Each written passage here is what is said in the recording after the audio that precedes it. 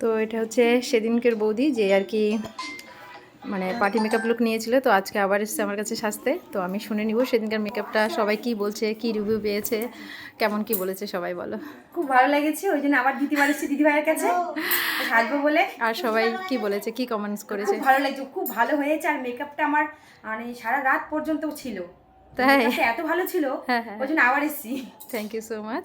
তো দেখছি আজকে বৌদিকে কতটা স্যাটিসফাইড করতে পারি। তোমরাও সাথে থেকো আর ফুল লুকটা দেখো প্লিজ, পুরো ভিডিওটা দেখো, সবাইকে রিকোয়েস্ট করবো। ওকে গাইস, বাই বাই করো। বাই। বৌদির ফাইনাল লুক। তো আমি শুনে নেবো বৌদির কেমন লেগেছে, আর তোমরা সবাই একটু কমেন্টস করো যে কেমন হয়েছে।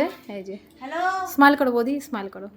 তো এই যে দিদিভাই রায়গঞ্জে বাড়ি, তো ওনার কেমন লেগেছে আমি একটু শুনে নিচ্ছি, আর তোমরা সবাই একটু কমেন্টস করো কেমন হয়েছে বলো। ভালো লেগেছে, পছন্দ হয়েছে আজকে লুকটা? একদম একটু অন্যরকম করেছি, ভীষণ ভালো লাগছে। ভালো লাগছে।